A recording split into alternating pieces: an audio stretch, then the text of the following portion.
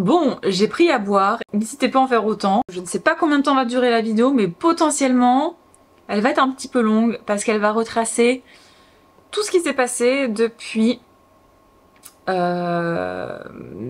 début octobre 2021 jusqu'à aujourd'hui. Donc on est début septembre 2023. Donc il y a quasiment 2 ans en fait d'événements.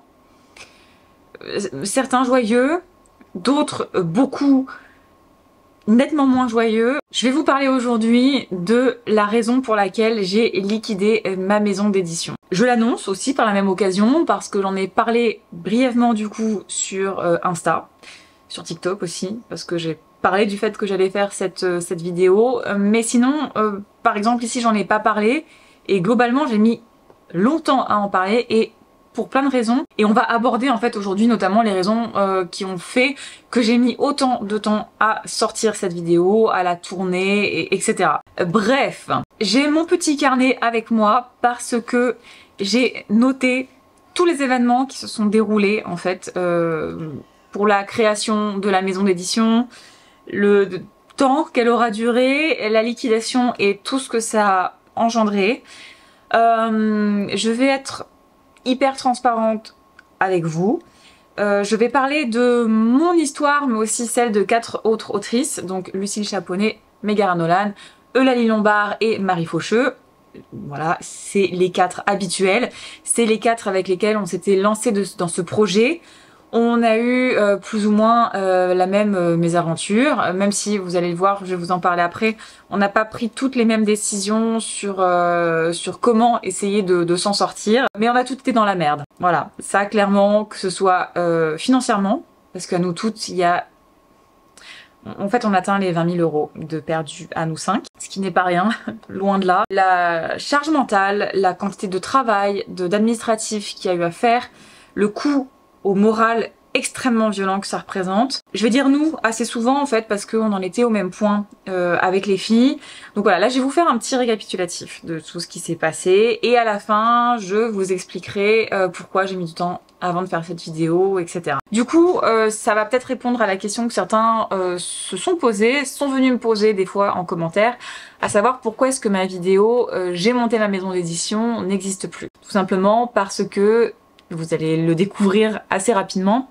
En fait, cette vidéo, elle comporte des erreurs, tout simplement parce que on a été mal renseigné pour la création de nos entreprises. Et du coup, dès que je me suis rendu compte de ces erreurs, dès que nous nous sommes rendus compte de ces erreurs, j'ai supprimé la vidéo, tout simplement parce que du coup, la maison d'édition n'était plus d'actualité et parce que je ne voulais pas que certaines informations puissent être néfaste en fait pour certains et certaines d'entre vous. Voilà, donc c'est la raison pour laquelle ma vidéo j'ai monté ma maison d'édition a été supprimée au final assez rapidement de ma chaîne, vous allez le voir. Du coup c'est parti pour la frise chronologique de la maison d'édition qui s'appelait No More Édition, qui a été ma maison d'édition. Donc tout a commencé au mois d'octobre, fin septembre, début octobre 2021, je sais plus exactement quand est-ce que c'était. J'étais à Disney avec les 4 autrices dont il était question juste avant et 3 autres. Et la veille de notre journée au parc, on a passé la soirée ensemble, on discutait. Et Marie, qui elle avait déjà une entreprise, pas une micro-entreprise, une entreprise pour son autre activité. Elle fait de l'audiovisuel en fait et de la communication multimédia et audiovisuelle pour les entreprises et tout un tas d'autres choses. Bref, elle avait son entreprise et elle nous parlait des avantages de l'entreprise par rapport à la micro-entreprise. Parce que c'est vrai que lorsqu'on est auteur, quand on est en micro-entreprise, ça représente des inconvénients. Tout simplement le fait qu'on ait des cotisations à payer sur notre chiffre d'affaires et pas sur nos bénéfices. Que du coup, les frais d'envoi qui sont payés par les personnes qui commandent par exemple sur notre site, on doit payer des cotisations dessus. Sur le fait qu'on ne peut pas déduire les achats de livres, etc., etc. Donc on parle un petit peu de ça. On en discute, on essaye de voir un petit peu les avantages, les inconvénients, de peser le pour, le contre, en disant ça peut être intéressant, effectivement. Donc en fait c'est parti de Lali qui nous parlait de la traduction d'un de ses romans, etc. On parlait du coup combien coûtaient certaines choses, combien on gagnait, etc. Et vraiment Marie lui disait mais en fait là cette année tu as payé tant de cotisations, avec une entreprise. Alors certes, il y a des choses à payer aussi sur une entreprise, mais ça pourrait être plus intéressant, donc on a calculé, etc. Et on s'est dit qu'on allait tout y réfléchir. Et du coup, la question de passer sur une vraie entreprise a commencé à tout nous intéresser pour diverses raisons, mais notamment l'aspect financier. Donc on a commencé à se renseigner toutes les 5. Alors comme on était toutes les 5, mine de rien, ça nous a permis d'aller chercher des informations vraiment partout, qu'on a mises en commun, on en a discuté, etc. Et une fois qu'on a été chercher un peu plein d'informations où on pouvait, on en est arrivé à la question de est-ce qu'il est plus intéressant au niveau des formes juridiques de l'entreprise de prendre une SASU ou de prendre une EURL. Sachant que nous, la seule condition en fait, la condition la plus importante dans le choix de notre structure, c'était que c'était la condition de ne pas payer de cotisation à l'URSSAF dans la mesure où en tant que du coup dirigeant de l'entreprise, nous ne nous verserions pas de salaire. On se verse des droits d'auteur avec l'entreprise, mais par contre en tant que gérante de l'entreprise, nous ne nous versons pas de salaire. Et donc nous la condition c'était ne pas payer de cotisation URSSAF dans la mesure où on se verse 0. Donc les réponses à ces questions, c'est un petit peu difficile à trouver parce que c'est quand même un cas assez spécifique, la volonté vraiment de ne pas se sortir de salaire, le fait d'avoir des droits d'auteur, etc.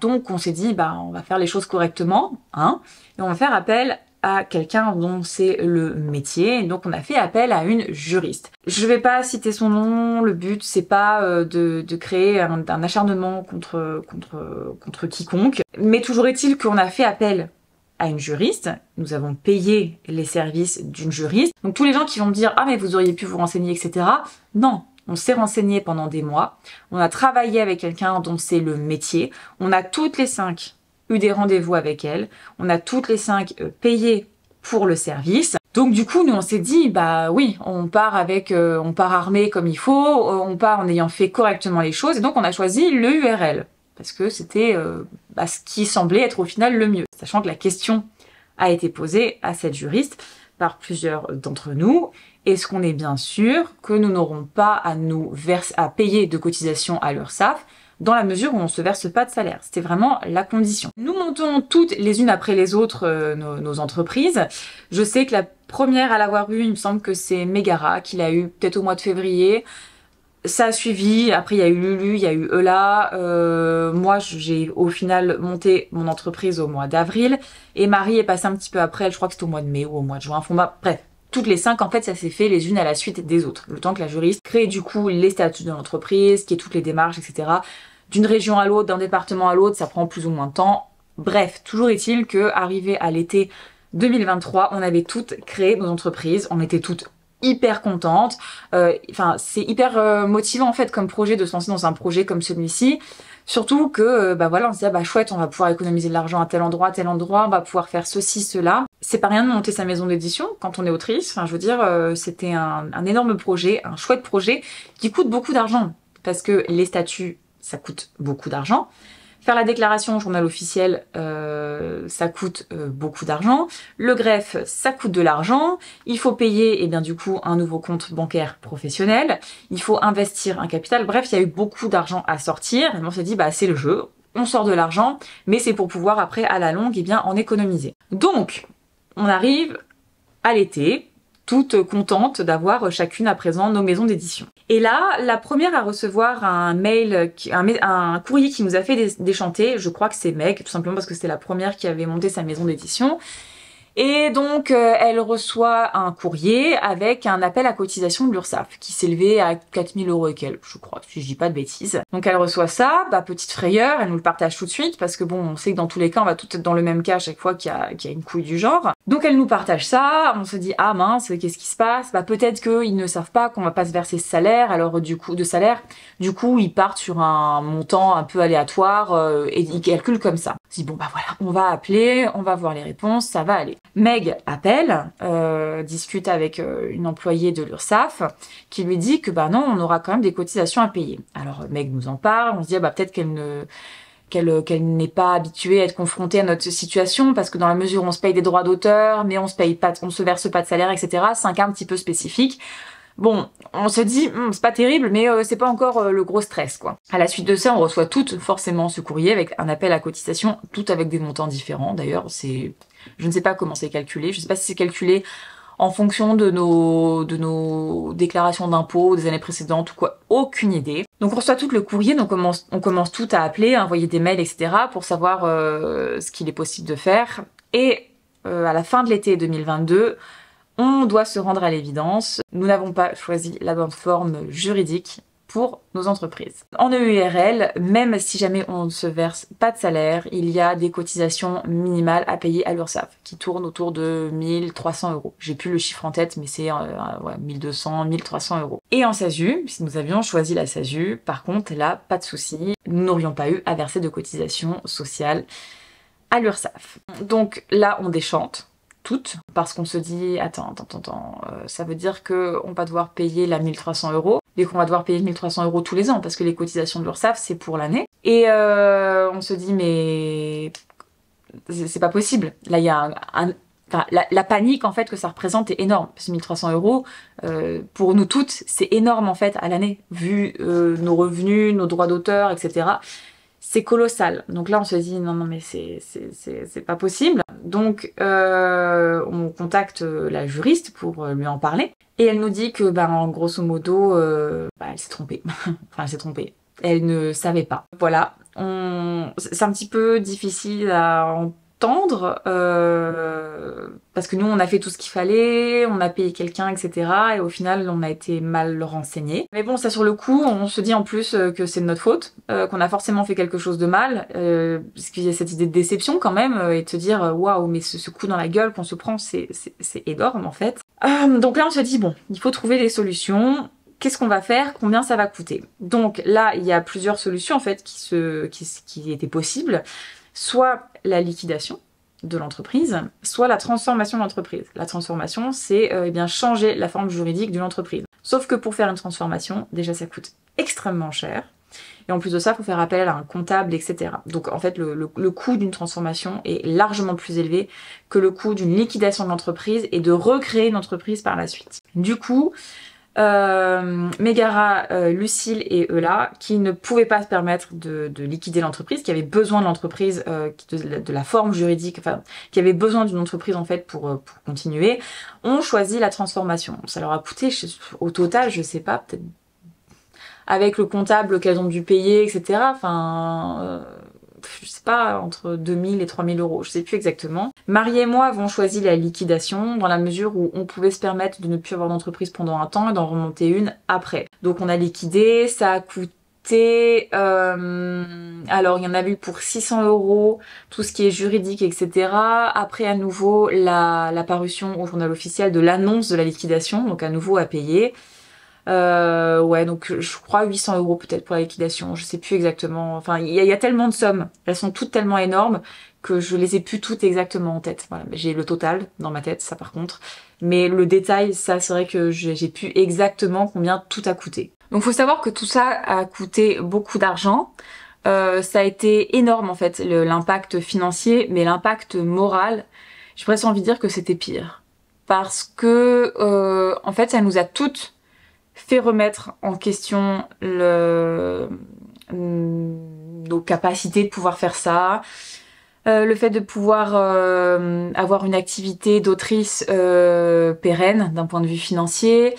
Enfin bref, ça a été extrêmement compliqué. Moi en plus, c'est un moment où ça faisait déjà plusieurs mois que j'étais en burn-out, que je n'en pouvais plus, que je devais prendre la décision de potentiellement arrêter le théâtre. Donc c'était en début d'année dernière, du coup c'était au mois de septembre. Enfin, c'était extrêmement compliqué. Il y a eu des crises de panique, des crises de pleurs, des crises d'angoisse. Enfin, c'est extrêmement violent en fait, tout ce qu'on a vécu. C'est vrai que comme ça, on peut se dire, oui bah ça va, t'as liquidé ton entreprise, t'as perdu 4000 balles, bon voilà. Mais en fait, c'est énorme. Déjà 4000 balles, c'est énorme. Vous, je sais pas, mais moi 4000 €, ça représente... Enfin, c'est colossal en fait ce que ça représente quand je vois tout ce que j'aurais pu faire, tout ce que j'ai pu investir, parce que oui, du coup, ça nous a empêché d'investir dans d'autres choses. Par exemple, Megara devait faire traduire un de ses romans.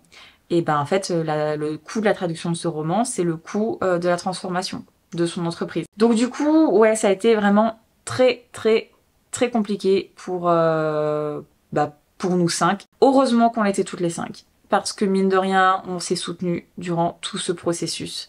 On était toutes là les unes pour les autres et c'est con, mais le fait de pas se sentir tout seul dans une merde mais énorme, et ben ça aide. Donc voilà, donc ça c'était au mois de septembre, donc on prend toutes les décisions de liquider, de transformer, etc. Faut savoir que tout ça prend du temps. Moi je sais que j'ai lancé la liquidation au mois de novembre, et c'est vraiment toute fin décembre que j'ai reçu la confirmation que mon entreprise allait bien être liquidée, et la dernière validation du greffe, je l'ai même reçue en janvier 2023, donc avec la crainte de se dire mince, alors attends, ça veut dire que peut-être qu'ils considéraient d'une certaine façon que mon entreprise était encore une URL, existait encore au mois de janvier, donc ils vont me demander des cotisations sur les 2003, enfin bref, c'est beaucoup de stress, et chaque nouveau courrier, chaque nouvelle relance, c'est énorme. Vraiment, on l'a toute hyper mal vécu et on le vit encore mal. Tout simplement parce qu'en fait, c'est pas encore fini. C'est 2 ans après, mais c'est pas encore fini. Moi, je sais qu'au mois de juin, j'ai reçu un mail des impôts professionnels me disant que j'allais recevoir une mise en demeure si je ne payais pas mes impôts professionnels. Et alors là, je me suis dit, mais attends, comment j'ai fait ma liquidation, etc. Du coup, j'ai déclaré, parce que quand on fait la liquidation, on est obligé de déclarer tous les revenus de l'année, etc. J'avais pas une nouvelle des impôts, ni rien, hein, pas de relance, quoi que ce soit. Moi, ça m'était sorti de la tête, en fait. Pour moi, ça y est, c'était clôturé. Ils avaient tout ce dont ils avaient besoin, et puis voilà. Donc je reçois ça, je dis bon bah ok, bah faut que je déclare mes impôts, donc je vais sur le site, forcément ça ne marche pas parce que l'entreprise a été liquidée. Je fais des demandes, on me dit bah vous allez avoir les codes pour activer tel ou tel truc, ça va prendre 3 semaines, sauf que la menace de la mise en demeure, j'avais que 2 semaines, enfin bref, encore beaucoup de stress. Heureusement j'ai eu au téléphone un employé du service des impôts de Nancy qui était très compréhensif, qui m'a bien expliqué, qui m'a aidé pour le dossier, etc. Mais bon bref, ça a été à nouveau un stress. Il faut savoir que des stress comme ça, en fait, on en a eu tout du long en fait de tout ce processus. Des relances de l'URSSAF qui n'avaient pas lieu, là pour celles qui ont transformé, je sais que Megara a eu un courrier de l'URSSAF, un appel de cotisation alors qu'elle est bien passée en SASU, mais il y a eu un problème au niveau de son comptable, etc. Enfin bref, c'est énorme en fait, tout le stress, mais je pense que vous imaginez pas le stress dès que je recevais un courrier de l'URSSAF. Recevoir un courrier de l'URSSAF, ça fait jamais plaisir, hein. Mais bon, par exemple, quand c'est l'URSSAF Limousin, je sais ce que je dois, c'est normal, etc. La l'URSSAF normale, alors que tu as liquidé ton entreprise, se dit mais pourquoi je reçois un mail de l'URSSAF alors que c'est censé être terminé, c'est censé être clôturé, c'est censé être derrière moi, je ne veux plus entendre parler de cette histoire. Bref, c'était hyper compliqué et ça l'est encore aujourd'hui. On a toujours en travers de la gorge cette histoire, on a du mal à la laisser derrière nous en fait. On s'est rendu compte en plus avec le temps qu'on avait été mal renseigné aussi sur d'autres points, notamment le changement d'adresse du siège social, bref, quelques bricoles, ça je sais que c'est Meg qui a été embêtée avec ça, voilà. L'aventure création d'une maison d'édition qui n'a pas duré longtemps, qui a été liquidée juste après. Ça m'a coûté beaucoup d'argent, là j'ai les boules de voir tout l'argent que ça... De toute façon c'est simple, celles qui ont transformé ça leur coûtait plus d'argent, parce que la transformation coûte plus cher et ils étaient obligés d'engager un comptable. Mais à nous 5, on est quasiment à 20 000 € de perdu. C'est énorme. C'est énorme avec 20 000 €. Enfin, voilà. À cause d'une erreur qui a été faite sur la forme de notre entreprise. Parce que oui, du coup, parmi toutes les choses qu'on a dû payer, les cotisations URSSAF de la première année du temps où on était en EURL, il a fallu les payer. Voilà. Moi, j'ai payé des choses sur l'entreprise que j'allais liquider qui avait duré 4 mois. Voilà. Je voulais parler de tout ça depuis un petit moment. Alors, on est resté silencieux sur la question pendant très longtemps. Les personnes à qui on en a parlé disent mais il n'y a pas quelque chose que vous pouvez faire du coup avec la juriste qui du coup vous a mal renseigné. Est-ce que déjà elle ne peut pas vous rembourser ce que vous avez payé, etc. En fait, on s'est dit non mais c'est... Enfin, on avait tellement envie de passer à la suite que on s'est pas posé toutes ces questions, c'est quelqu'un qu'on connaît, on s'est dit bon bah voilà, ça arrive de faire des erreurs, au final l'erreur nous coûte 20 000 balles. Donc on n'en a pas parlé pendant très longtemps, pendant des mois et des mois et des mois. Moi j'avais des questions à ce sujet et c'est vrai que je restais toujours un petit peu évasive. Je sais pas si j'avais honte d'avoir liquidé l'entreprise parce que rapidement en fait j'ai eu conscience quand même que c'était pas de ma faute, que moi j'avais fait tout ce qu'il fallait. Je m'étais renseignée, j'avais payé quelqu'un dont c'est le métier pour faire ce qu'il faut. Il y avait pas trop cette honte, Mais en fait, dès qu'on m'en parlait, j'étais tellement mal que c'était horrible quoi. Et dès que quelqu'un me demandait du coup, parce que la vidéo, j'ai monté ma maison d'édition, elle est restée en ligne très peu de temps, parce que je l'avais faite je crois au mois de juin. Et dès le mois de juillet, on s'est rendu compte qu'il y avait peut-être des trucs un peu bizarres avec l'URSSAF. En fait, je l'ai dépublié. Enfin, j'ai pas dépublié, mais je l'ai mise en privé. Parce que je me suis dit, si jamais il y a quelque chose de faux dans ce que je dis, mais en fait, j'ai pas envie que quelqu'un se retrouve dans la merde à cause de moi, en fait. Même si moi, ça n'est qu'une vidéo YouTube, et je pense que j'avais précisé au moins 20 fois, renseignez-vous, faites-vous accompagner, etc. Bon, au final, même en se faisant accompagner, bon, on n'est pas à l'abri. Voilà, donc ça, c'est une des raisons pour laquelle on n'en a pas parlé. On n'en a pas parlé aussi parce que, on craignait un petit peu les retombées sur la juriste que nous avons employée, même si jamais on la citait pas. On se doutait que d'autres personnes pourraient trouver de qui il s'agissait. Et on n'avait pas envie qu'elle se tape du harcèlement ou des insultes ou quoi. J'en sais rien. Toujours est-il que on n'a pas voulu divulguer son nom. On n'a pas voulu en parler. Ça aurait été un autre juriste, on en aurait parlé, clairement. Là, c'est comme c'est. Voilà. Mais là, c'est vrai que ça fait maintenant plusieurs mois. Je sais que Megara et Lulu en ont parlé plusieurs fois, notamment parce que ça a impacté certains de leurs projets, comme Megara par exemple, la traduction, etc. Et je sais qu'elles en ont parlé sur les réseaux. Moi, j'en ai pas trop parlé, assez rapidement. Au bout d'un moment quand même, j'ai réussi à répondre aux questions quand on me posait, parce que j'en recevais sur YouTube, sur Insta. En salon, j'ai des personnes qui venaient me parler de cette fameuse vidéo, qui venaient me poser des questions sur l'entreprise, etc. Et donc je leur répondais. Donc au final, j'ai pu en parler, mais de manière directe avec des personnes en fait. C'était pas, j'en ai pas parlé ouvertement sur les réseaux. En fait, il y a 2 semaines, Meg a reçu un énième courrier. Et en fait, je me suis dit, vas-y, j'ai envie d'en parler en fait de toute cette merde dans laquelle on est depuis maintenant 2 ans. Et donc j'ai annoncé que j'allais faire la vidéo. Donc du coup, une fois que j'avais annoncé que j'allais faire cette vidéo, vu les réactions et l'engouement qu'il y a eu sur la story où j'en ai parlé, vu le nombre d'abonnements que j'ai eu sur ma chaîne YouTube, je sais que cette vidéo vous intéresse. Alors je pense qu'il y en a, c'est parce que le côté création d'entreprise intéresse.